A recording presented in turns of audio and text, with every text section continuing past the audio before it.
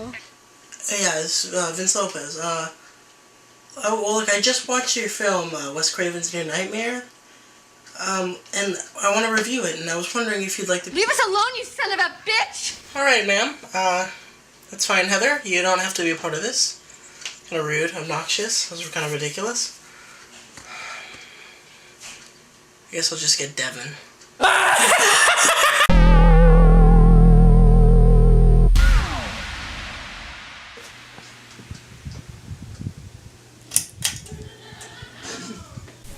Where am I? What is this? What's going on? Are you fishing for me to introduce the... Yeah, sir, who are you? I'm, Vince Lopez. I'm Devin. I'm from formerly Derelict Films, now Derelict Beatniks. It's actually pretty easy to say, Derelict Beatniks, yeah. And you, of course, are the head honcho behind... Red Room Productions, and this is actually the Red Room. This is the eponymous Red Room, and we have some lovely horror posters all around, slashers and... But, so we're here, as you can tell from our Freddy action figures. We're reviewing one of the Nightmare on Elm Street films, or technically not, because it's not the title. Yeah, Wes Craven's New Nightmare. Wes Craven's New Nightmare, in honor of the great, dearly departed... Yeah, Wes Carpenter. Wes Carpenter. Basically, it's a film that breaks the fourth wall by bringing the real-life figures behind the making of Nightmare on Elm Street. Wes Craven, what's her name? Heather Landcamp. Heather Long John Silver. And of course, Robert Englund. He's actually met the guy. I did meet Robert Englund. It was...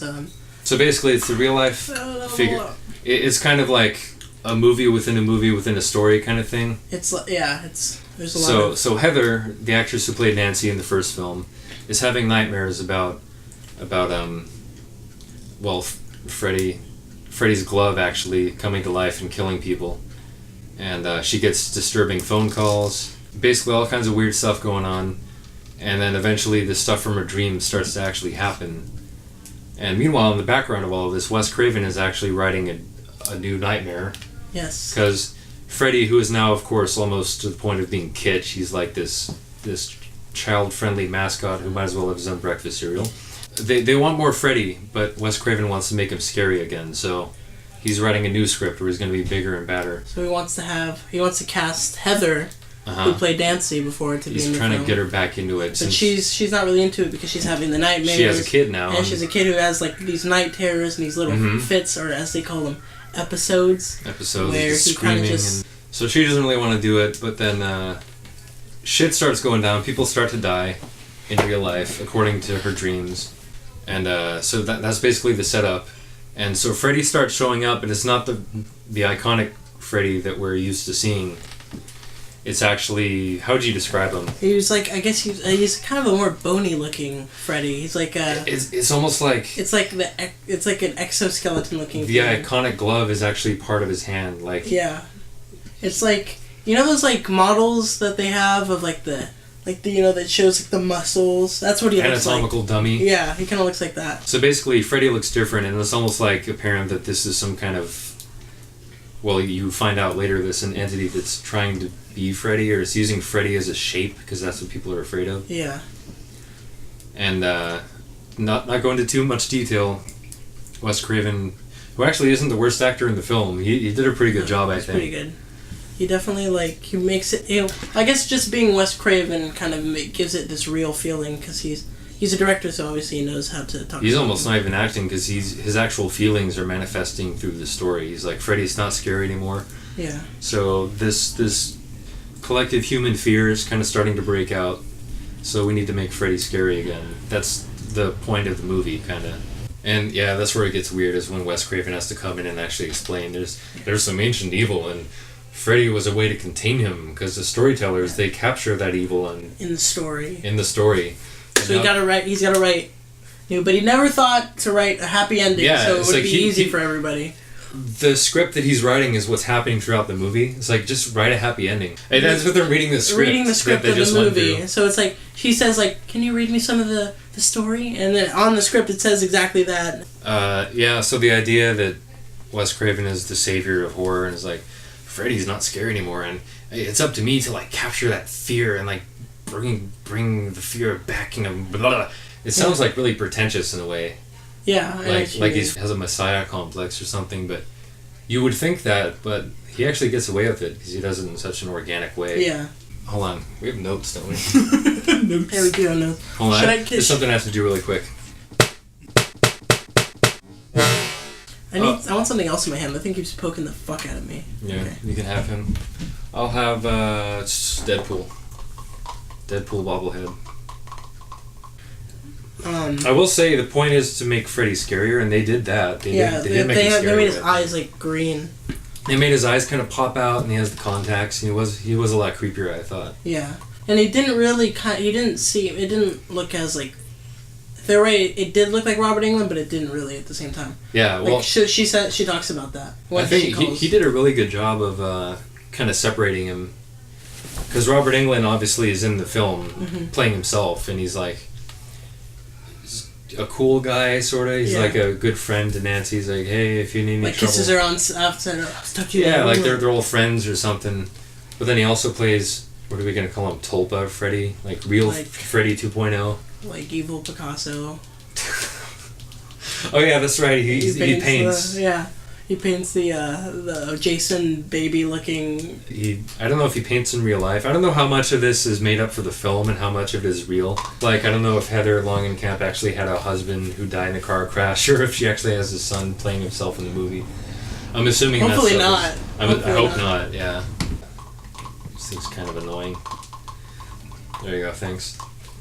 Another point actually is the whole commentary on like children being exposed to horror. Oh, you're showing your son these horror films, films you were in, and no, he's always turning on the TV and seeing them. I don't know. It's weird because maybe it shouldn't be on TV so much. Yeah, every time the TV's on, they're playing that. I don't know if that's their video they're watching. Yeah. It's so surreal. Dennis pointed out that it's just such a bizarre concept, but that's what makes it interesting. It's very bizarre. It's like a movie where you have to kind of pay attention to detail, but you wouldn't think you would have to. Like with the Fridays. Yeah, I mean, I saw it for the second time tonight, and I noticed new things. Yeah, like a lot of the Fridays, it's kind of just you see what you see. There's no story behind it. It's like this is. You've seen the first one. You've seen them all. Yeah, exactly. It's like, but this gives it a new aspect, and it gives it kind of like, it kind of just modernizes it in a way. And watching it now, and it was made like I want to say like 94 or something like that, but it's very modern in its story sense, but not a modernization like with the reboot. No, the reboot was awful. But yeah, I think it's in the title, New Nightmare, and that's kind of what they're going for. Oh, and we didn't talk about Rex. Oh yeah, appropriately enough. Yeah, there's a thing. Her son. What was her son's name again? We just saw the fucking movie. It was like Tommy or some shit. Faggot or something. Robert. Her son has a T-Rex Dylan? plush. Was it Dylan? Dylan. Was it really? Dylan has a plush T-Rex, and one of the first signs that the nightmare is becoming reality is that his plush T-Rex has the claw marks on it. And I was expecting at the end, I don't know if that was just me being stupid or what, but I was expecting in the dream world or hell or whatever it is, like a real dinosaur, have a giant T-Rex come in and fucking eat Freddy. Oh wait, hold on. Oh, we're now gonna illustrate this idea. Don't hurt my friend Dylan. Fuck you. Oh my god. But overall, it's really interesting, and I would recommend it just on the basis that, a master of horror, somebody who basically reinvented the horror genre in multiple ways. With Scream, brought back slashers. Then they came out with I Know What You Did Last Summer. The most original slasher of all time, Freddy Krueger, I think. This is one of his last great achievements, I think. After this, it was just downhill, right? Yeah, pretty much. I mean, he had a few good things here and there. I can't think of anything off the top of my head. But he definitely is This almost bookends his legend in a way. He was definitely an icon for many. And I should say, actually, that I've only seen the first Nightmare, and the second one, I didn't like the second one, so I kind of stopped watching them. But then I went straight to this. Yeah. And it's a perfect bookend, I think. If you just see the first one and then New Nightmare, it's a perfect companion piece to the... They even have that thing where they... A mindfuck moment where Heather goes to the house from the first film, And then the actor and then he turns around the dad, and then he has the cop uniform on. Yeah. That's pretty cool. It's actually her dad, Nancy's dad in the film, and he's like, Nancy, where have you been? Why are you calling me Joe? And stuff like that. And I'm like, what the fuck? It's really cool. It's like she went into her own movie? Yeah, and you were thinking actually that they were going to play that up more in the climax, right? Yeah, I thought they were going to like redo the film rather than go to some weird ass dimension from Insidious. But I thought the Insidious dimension. Shit. But I thought they would do because there's this really cool sequence in the original where they play the song called "Laying the Traps," and she cuts a hole in the light bulb and it makes it. She does all this Rambo shit. And she ties. And that was one of the coolest scenes. Yeah, like those fight backs planning scenes. Yeah. And I thought they were going to do that, and if they did Predator. that, I'd shit my pants. But now we got to go into this like third dimension hell. Yeah, that's kind of where the movie lost me. Yeah, that's where it's like it kind of dips down. It just got conventional. There's nothing clever to it, really. Yeah. He's a Judeo-Christian demon, apparently. It's kind of boring. So, A New Nightmare. I'd say watch it, pay attention. If you have a lot of time, watch it. Just sit there and watch it. But watch the first one first. Well, I walked into the movie at least 15 minutes after it started, it gave me kind of a quick recap of what was going on. So I didn't really see exactly what was happening, but then Devin gave me a overview of the actors actually playing themselves. It's kind of bad. As I recall, I think I helped too, but that's okay. Yeah, he helped. As he pointed out, like it took us forever to summarize what the movie was about, so it's kind of a bad sign for us. So I thought the concept of it was actually pretty good, considering a lot of horror films have really just a lot of jump scares and a lot of weird things, a lot of things to gross you out or creep you out. Or in the case of the other Nightmare films, they just rehashed the first one. Yeah, they just make it over. Make little versions of Freddy. Yeah. So in this one, it was kind of refreshing, considering it's a movie from the 90s, to actually see something that had a story to it that actually made you interested to know that these are actors playing actors that played themselves in a previous movie, to find out that there's actually something following them. Can we tell Robert to explain that? And you know, it was pretty good.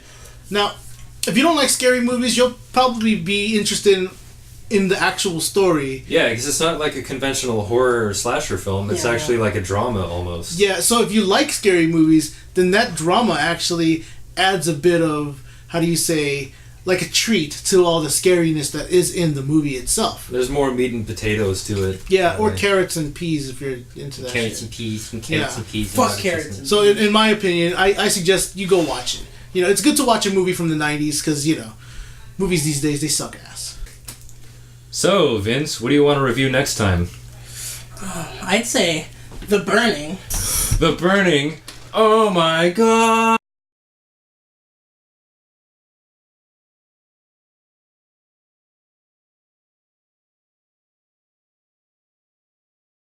Robert's gay. Robert's gay? Oh!